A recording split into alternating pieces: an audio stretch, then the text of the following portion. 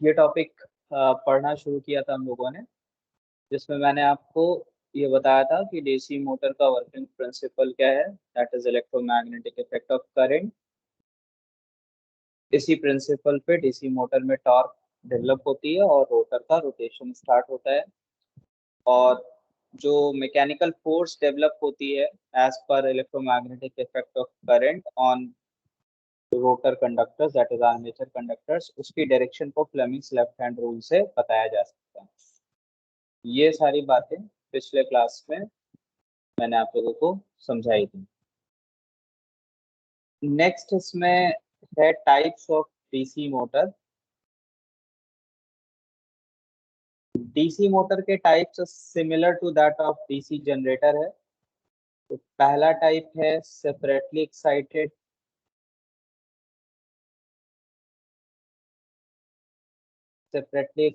DC motor.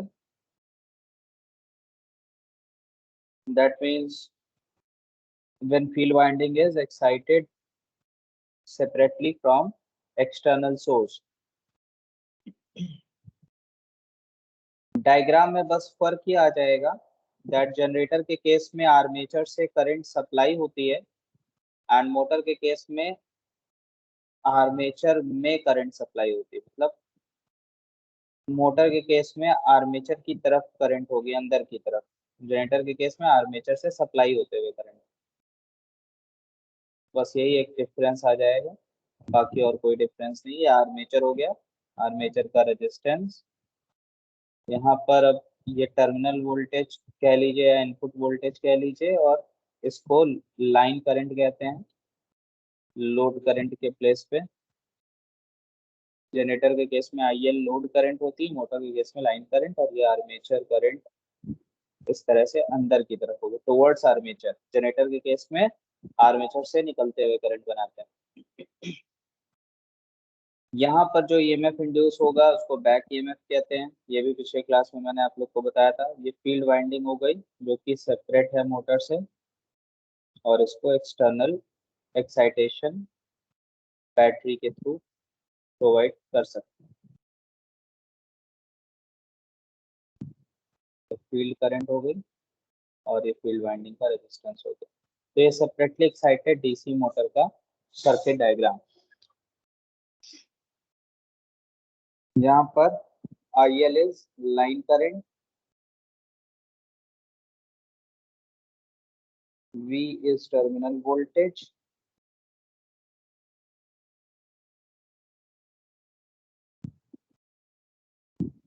EB is back EMF, जिसका formula P5ZN upon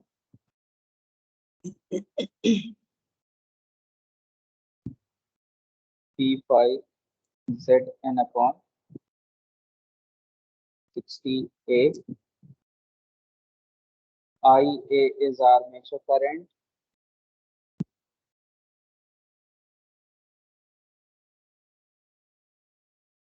IF field current, RF field resistance, RA armature resistance.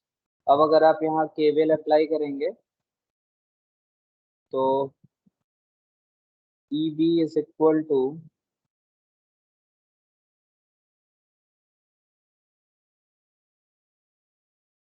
V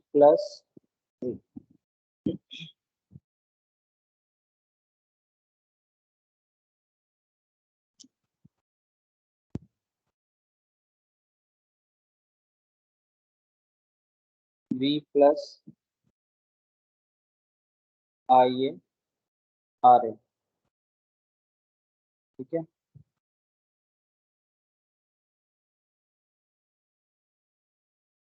sorry,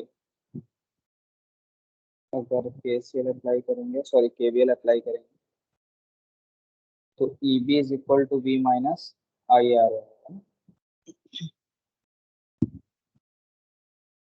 यहाँ पर आप अगर KVL apply करिए तो EB is equal to V minus IR आएगा।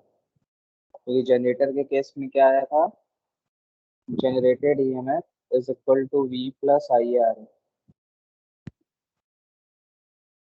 तो motor के केस में क्योंकि करंट की डायरेक्शन रिवर्स हो गई तो यहाँ पे प्लस की जगह माइनस आ जाएगा जब आप बात करेंगे मोटर की। ठीक है। So this is what equations. अब यहाँ पर और इक्वेशन जैसे input power,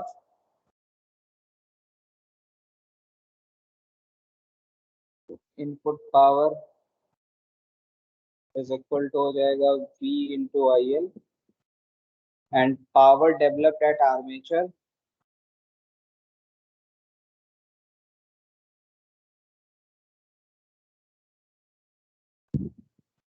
power developed at armature, EMF induce हो रहा है, ईबी करंट आ रही है आई है, तो ये पावर डेवलप हो गया आर्मेचर। तो इस तरह से आप इक्वेशंस, मैथमेटिकल इक्वेशंस लिख सकते हैं यूजिंग केवीएल और केसीएल, जिसका इस्तेमाल न्यूमेरिकल में होता है। तो फर्स्ट टाइप हो गया separately excited DC motor. Second type होता है सेल्फ एक्साइटेड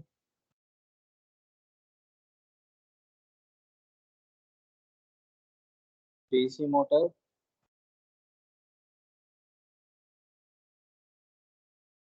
जिसमें कि first type series motor, second shunt motor,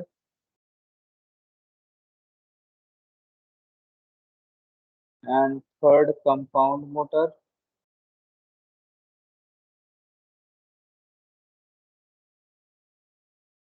compound motor में भी दो टाइप हो सकते हैं, long shunt and short shunt. और ये दोनों भी दो तरह से बनाए जा सकते हैं। एक होगा क्यूमुलेटिव कंपाउंड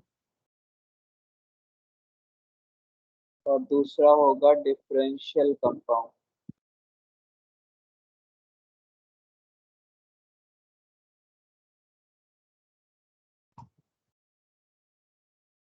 तो ये टाइप्स हैं सेल्फ एक्साइटेड डीसी मोटर के।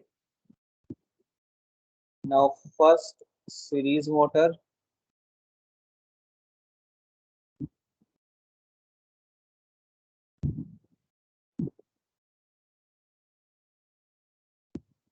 सीरीज मोटर का मतलब कि फील्ड वाइंडिंग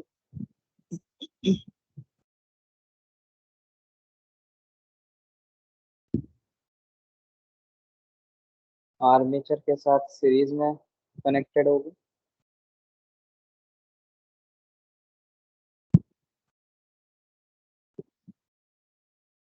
यहाँ पर input voltage apply, line current, ये फील्ड वाइंडिंग में इसका resistance suppose R S E, इसमें फ्लो होने वाली current I S E stands for series.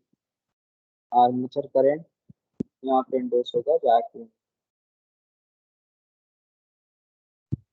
So as per diagram, the line current is equal to field current and is equal to armature current.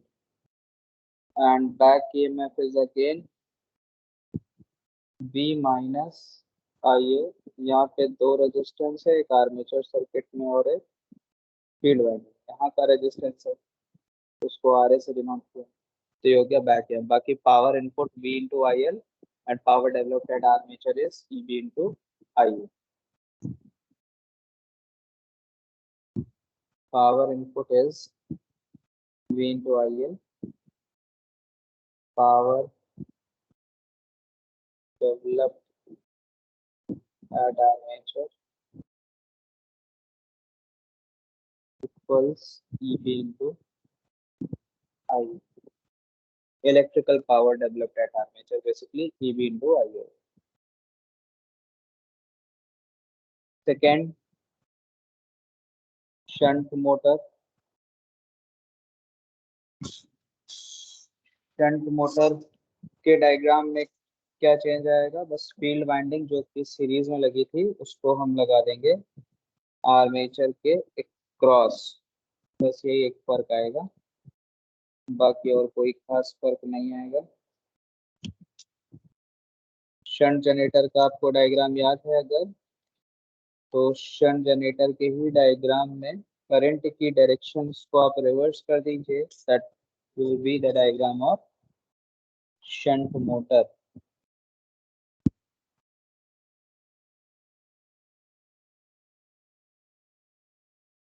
हो गया armature, हो गया brushes,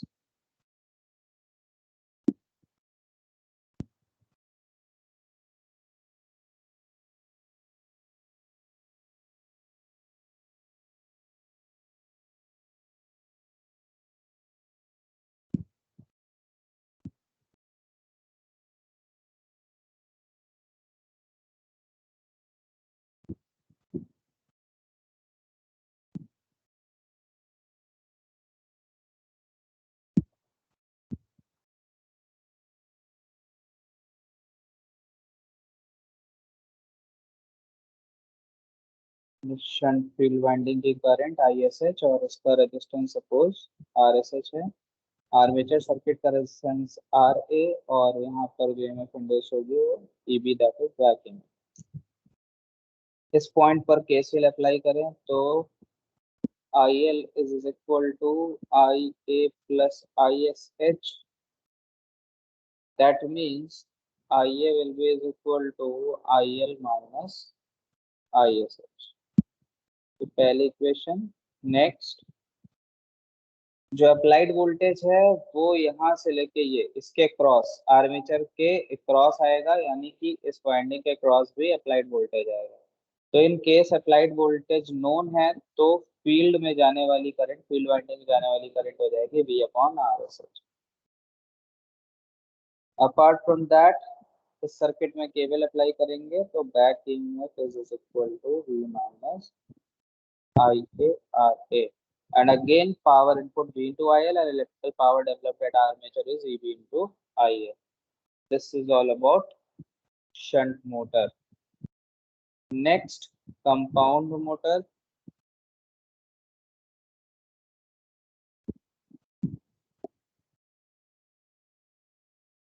compound motor में दो main type जो आपको पढ़ने हैं वो है cumulative compound and differential compound.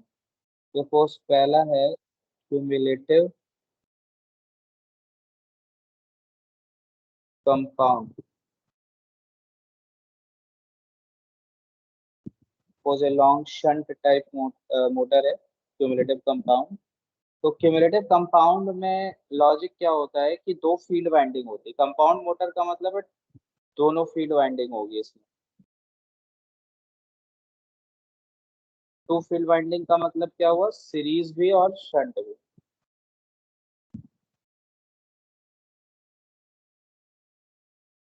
और क्यूमुलेटिव कंपाउंड में ये दोनों फील्ड वाइंडिंग जो फ्लक्स डेवलप करेंगे वो एक दूसरे को ऐड करेंगे, एक दूसरे को असिस्ट करेंगे। तो टोटल फ्लक्स जो है वो दोनों फील्ड वाइंडिंग के फ्लक्स का सम होगा। इस वजह से इसका नाम है cumulative compound. And differential compound का मतलब ये है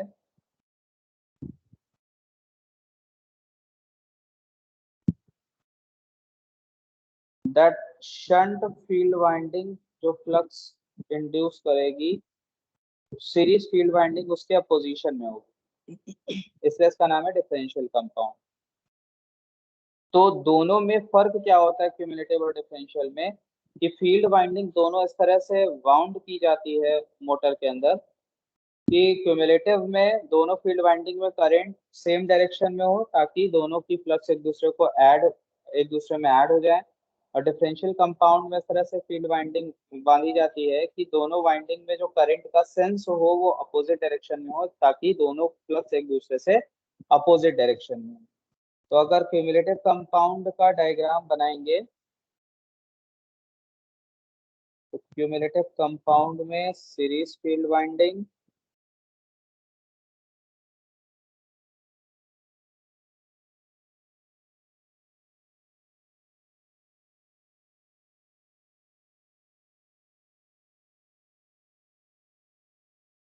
और शंट फील्ड वाइंडिंग दोनों आ गई। और दोनों में जो करंट का डायरेक्शन है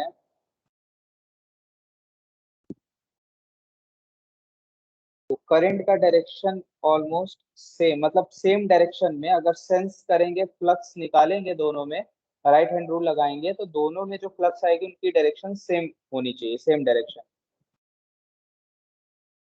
तो इस तरह से जो फ्लक्स डेवलप करेगी दोनों वाइंडिंग, वो एक दूसरे को ऐड करेंगे फ्लक्स। तो ये क्यूमुलेटिव कंपाउंड मोटर का डायग्राम है।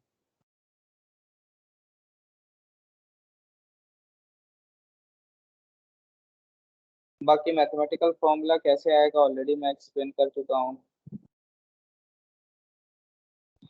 और डिफरेंशियल कंपाउंड मोटर में सीरीज फील्ड वाइंडिंग को इस तरह से बांधा जाता है कि जो करंट फ्लो करे सीरीज फील्ड वाइंडिंग में, वो अपोजिट हो to the shunt field winding. तो इस तरह से वाइंडिंग बांधी जाती है। ये है डिफरेंशियल कंपाउंड। अब इसमें फील्ड वाइंडिंग की में करंट की डायरेक्शन इधर हो गई, इन दिस डायरेक्शन, और शंट फील्ड वाइंडिंग में करंट इस डायरेक्शन में। तो दोनों का सेंस अपोजिट हो गया एक दूसरे से। तो जो फ्लक्स डेवलप होगी, इंड्यूस होगी, वो एक दूसरे को अपोज करेंगे। This is diagram for differential compound motor. तो आपको टाइप पता होना चाहिए, डीसी मोटर के कितने टाइप होते हैं।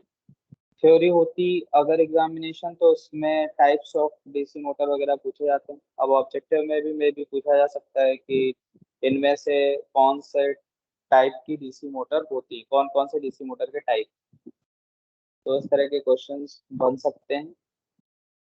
इसके अलावा इसमें एक टॉपिक और है, टॉर्क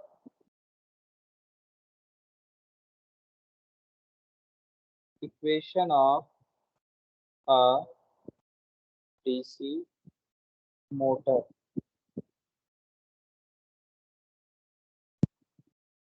इसको समझाने के लिए let me consider a electrical circuit of motor.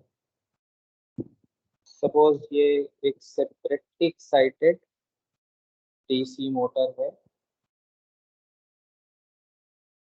इसमें की फील्ड वाइंडिंग को, this is field winding which is energized by a external source, suppose DC battery। Field current आएगी इसमें। This is voltage which is applied across the armature of DC motor. This is armature of DC motor. Suppose the resistance is RA. Current flowing through is IL, and this is the current flowing in armature. And EMF induced across the armature when armature rotates its back EMF. So, यहाँ concept ये है कि whatever electrical input is given to the motor, that is converted into mechanical output.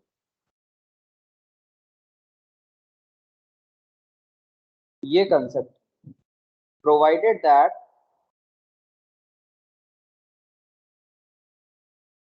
losses are neglected। अगर losses को neglected मान लें, तो यहाँ कंसेप्ट क्या है कि जितना भी आप इलेक्ट्रिकल इनपुट दे रहे हैं मोटर को, मोटर उसको मैकेनिकल आउटपुट यानी रोटेशन में कन्वर्ट कर दे रहा है। तो मोटर के आर्मेचर पे जो इलेक्ट्रिकल पावर डेवलप हो रही है, electrical power developed at armature, armature में करंट आ रही है IA, EMF इंड्यूस हो रहा है EB, दैट मीन्स जो पावर डेवलप हुई इलेक्ट्रिकल पावर वो है EB into IA। and this developed electrical power is converted into mechanical power. And what is mechanical power? Developed mechanical power.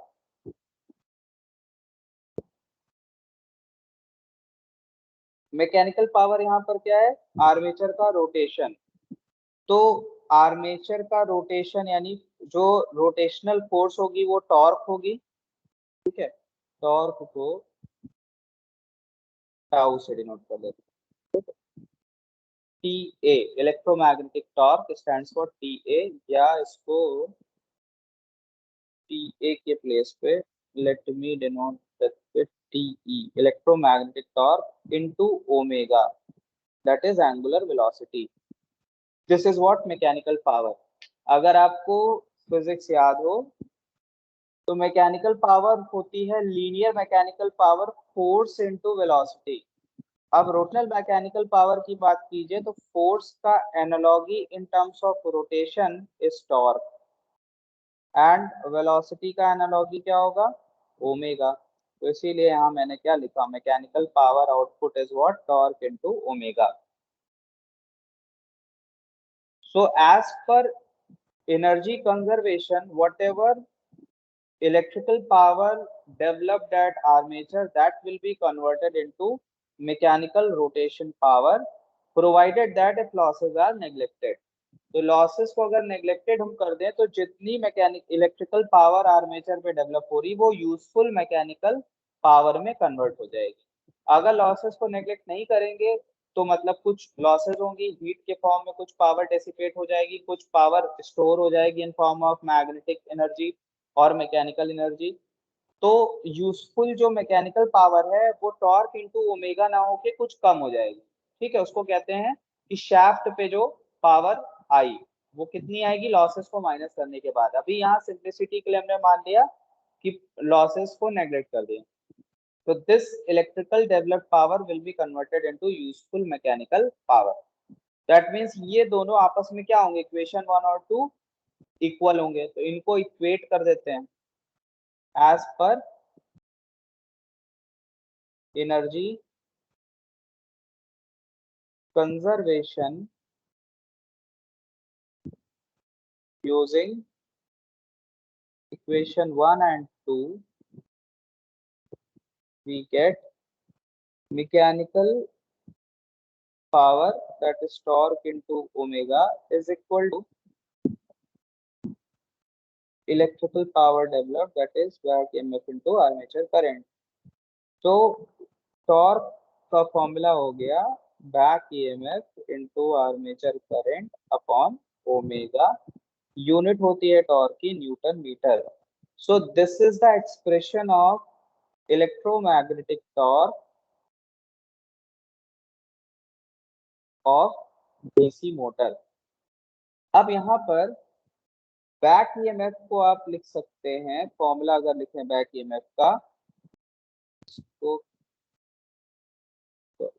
Small ही रहने दीजिए, P five Z N upon 60A, जहां पर N जो है वो speed in RPM of rotor, और अगर हम इसको स्मॉल एन लिख दें तब हम क्या कहेंगे कि स्पीड इन आरपीएस। ये चीज मैंने आपको बताई जब मैं जनरेटर का फॉर्मूला पढ़ा रहा था आपको ईएमएफ का तब। तो इस फॉर्मूले में फर्क क्या आ जाएगा? जब स्पीड को आप आरपीएस में लिखेंगे तो ये फॉर्मूला हो जाएगा P5Z स्मॉल n अपॉन ए। यहाँ से 60 हट जाएगा क्योंकि आपने स्पीड को रेवोल्यूशन पर सेकंड में लिख दिया, तो ये फॉर्मूला हो जाएगा। इसी तरह से ओमेगा यानी एंगुलर वेलोसिटी, ये क्या होगा? 2 pi into N speed in RPS. इनको यहाँ उठाकर आप रिप्लेस कर दीजिए तो torque will be is equal to back EMF that is P5Z small n upon a 1 upon 2 pi small n that is omega की वैल्यू इनटू आई ए। अब इसमें स्मॉल n से स्मॉल n कैंसिल हो जाएगा, torque will be is equal to Pz upon 2 pi A into flux into armature current. So this is the expression of torque which will be used in numerical. ये पहला expression है, इसका भी इस्तेमाल हो सकता है कभी कभी न्यूमेरिकल में। बैक ईएमएफ, आर्मेचर करंट और ओमेगा की वैल्यू दी होती है जिसके हेल्प से आप टॉर्क निकाल सकते हैं। अगर इनकी वैल्यू दी है पोल और नंबर ऑफ कंडक्टर्स और ये दिया हुआ है कि मोटर लैप बाउंड है या वेव बाउंड, तो आप इसको यूज कर सकते हैं इस वाले फॉर्मूले। दोनों ही फॉर्मूला इक्वली वैलिड है। अब यहाँ जो ब्रैकेट में क्वांटिटीज लिखी हुई है किसी गिवन मोटर के लिए कांस्टेंट है, मतलब किसी गिवन मोटर में करंट को अल्टर किया जाए, फ्लक्स को अल्टर किया जाए, तो Pz 2 पाई एक की वैल्यू चेंज नहीं होगी, ये कांस्टेंट टर्म्स है। तो इस फॉर्मूले को हम इस तरह से लिख सकते हैं that electromagnetic torque is equal to some constant से k phi into Ia।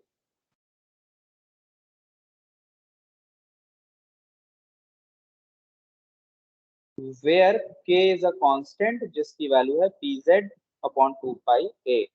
तो इससे ये कंक्लूजन निकलता है दैट मोटर में जो इलेक्ट्रोमैग्नेटिक टॉर्क है जिसके वजह से रोटर रोटेट कर रहा है वो आर्मेचर करंट के डायरेक्टली प्रोपोर्शनल है और फ्लक्स पर पोल के डायरेक्टली प्रोपोर्शनल है। यानी आर्मेचर करंट की वैल्यू अगर इंक्रीज होगी तो टॉर्क लिनियरली इंक्रीज होना चाहिए, आर्मेचर करंट की वैल्यू डिक्रीज होगी तो टॉर्क की वैल्यू डिक्रीज होगी। ठीक, ये एक जनरल केस है। टाइप्स ऑफ मोटर में ये चीज बदलती है, लेकिन जनरली अगर आप बात करेंगे मोटर के केस में तो torque is directly proportional to armature current. Type पे ना जाए तो फ्लक्स को हम कांस्टेंट मान सकते हैं, अदरवाइज अगर फ्लक्स भी चेंज होगी तो टॉर्क भी बदलेगी अकॉर्डिंगली। तो बेसिकली टॉर्क फ्लक्स और आर्मेचर करंट के प्रोडक्ट पे डिपेंड करती है, बाकी टर्म्स इसमें क्या है, कांस्टेंट। ठीक, तो हमें ये पता चल गया that torque is proportional to flux into armature current. Back EMF का formula K phi into N, जहाँ पे के की वैल्यू क्या है, पी जेड अपॉन 60 है, और यहाँ पर के की वैल्यू क्या है, पी जेड अपॉन 2 पाई है। एंड इसके अलावा बैक ईएमएफ का एक फॉर्मूला और आया, V minus I A R A. Okay, यहाँ से we can find out that armature current is equal to V minus EV upon RA।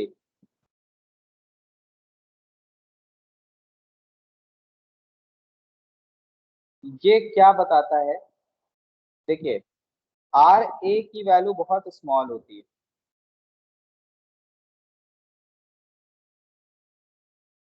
और एट स्टार्टिंग बैक ईएमएफ को आप जीरो मान सकते हैं।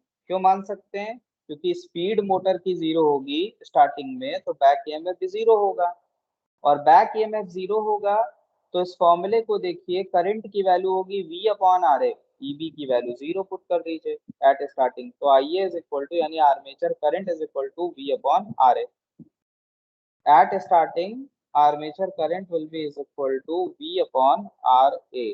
अब आर ए की वैल्यू बहुत कम है, वोल्टेज जो अप्लाइड है वो कांस्टेंट है, तो at starting I A will be very large, so this may damage the motor windings or motor, so at the time of starting some additional resistances are inserted in the armature circuit in series with armature resistance to limit this armature current। Armature current starting में बहुत ज्यादा होती है, इसको limit करने के लिए armature circuit के सीरीज में एक्सटर्नल रेजिस्टेंसेस ऐड करते हैं to limit the armature current. So this is the necessity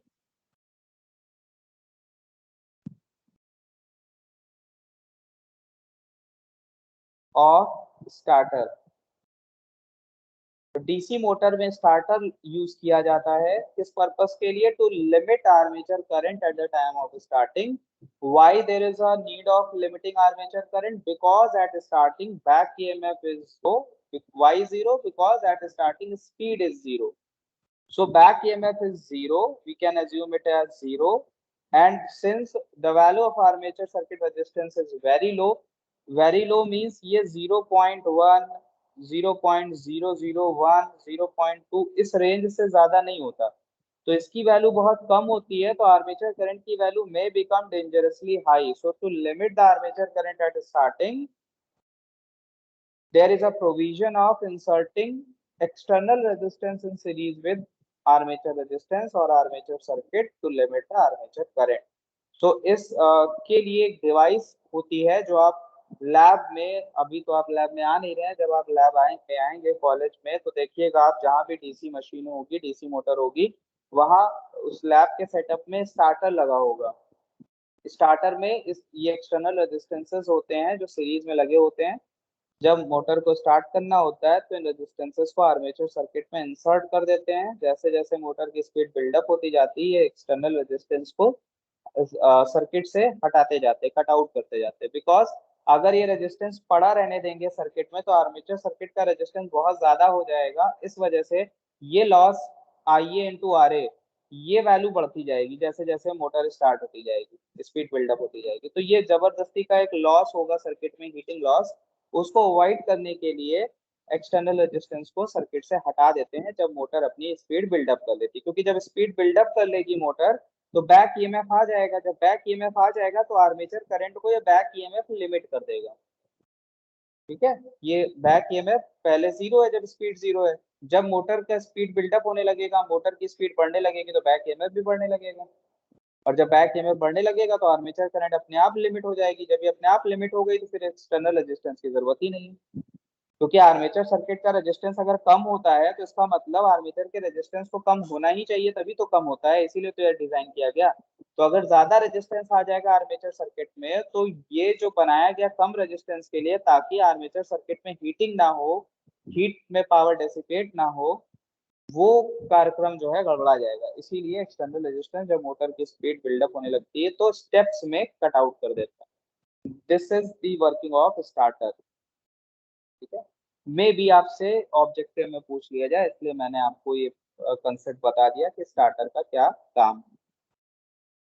तो आप लोग देख रहे होंगे कि बैक ईएमएफ का यहाँ पर आपको मैंने एक रोल बता दिया कि ईएमएफ कितना इंपॉर्टेंट है।